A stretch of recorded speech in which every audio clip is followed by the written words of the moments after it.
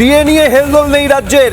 আজ সকাল 10টা থেকে বিকেল 4টে পর্যন্ত কর্মসূচির ডাক, প্রতীকী ধর্মঘটের ডাক সরকারি কর্মীদের একাংশের। সুপ্রিম কোর্টের নির্দেশের পরেও গরিবসী রাজ্য সরকারের হকের ডিএ দিতে অনীহা রাজ্যের। প্রতিবাদে প্রতীকী ধর্মঘটের ডাক। ধর্মঘট আটকাতে নয়া নির্দেশিকা নবান্নের। আজ কোনো ছুটি নেওয়া যাবে না।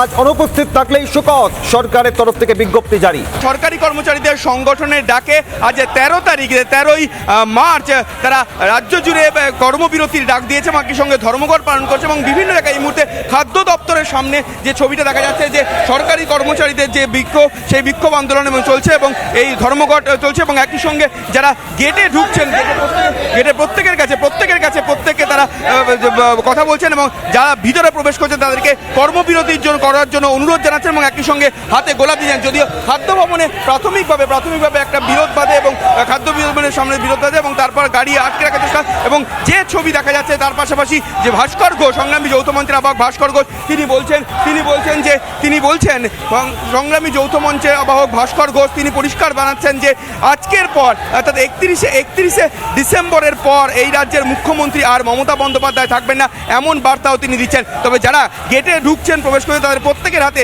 লাল গোলাপ দেওয়া হচ্ছে সংগ্রামী যৌথ মঞ্চের তরফ থেকে। এটা ধর্মঘটই, আমরা কোনো প্রতীকী আন্দোলন করি না।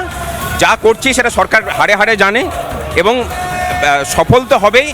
যদি প্রয়োজন পড়ে এই সরকারের ঘটি উল্টানো থেকে আমরা কসুর করব না। 31শে ডিসেম্বরে পশ্চিমবঙ্গের মুখ্যমন্ত্রীর নাম মমতা ব্যানার্জি থাকবে না, এটা চ্যালেঞ্জ রইল আমাদের। এর জন্য যা কিছু করার সেটা করবে কর্মচারীরা। একদম আলিপুরদুয়ার থেকে সাগর পর্যন্ত মর্নিং যে স্কুলগুলো ছিল, বাচ্চাদের স্কুলগুলো, সেখানে গিয়ে যখন গার্জেনদের সামনে আমরা বলেছি যে আমরা এই উদ্দেশ্যে ধর্মঘট ডেকেছি, তারা নিজেরা বাচ্চাদেরকে নিয়ে গেছেন, বলেছেন ধর্মঘটকে আমরা সমর্থন করছি। বর্তমান সরকার, তৃণমূলের সরকার পশ্চিমবঙ্গ সরকারি কর্মচারীদের মহার্ঘ ভাতার প্রশ্নে প্রথম থেকেই তারা বিরোধী। এই সরকার প্রায় 46% মহার্ঘ ভাতা বাকি রেখেছিল এর আগে।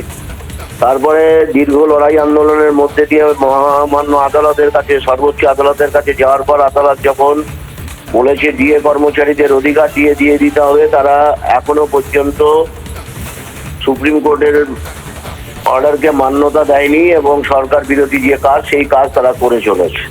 মানে এই নিয়ে কর্মচারীরা যে আন্দোলন করছে, সেই আন্দোলন সঠিক আন্দোলন এবং সঠিক পথের আন্দোলন। সরকার প্রথম থেকেই সরকারি কর্মচারী শুধু নয়, পশ্চিমবঙ্গ সমস্ত পেশাযুক্ত মানুষের এরা বিরোধী। এরা খেলা মেলা, বিভিন্ন দান ধ্যান, এই সমস্ততেই ব্যস্ত, কিন্তু মানুষের ন্যায্য অধিকার থেকে মানুষকে তারা বঞ্চিত করছে।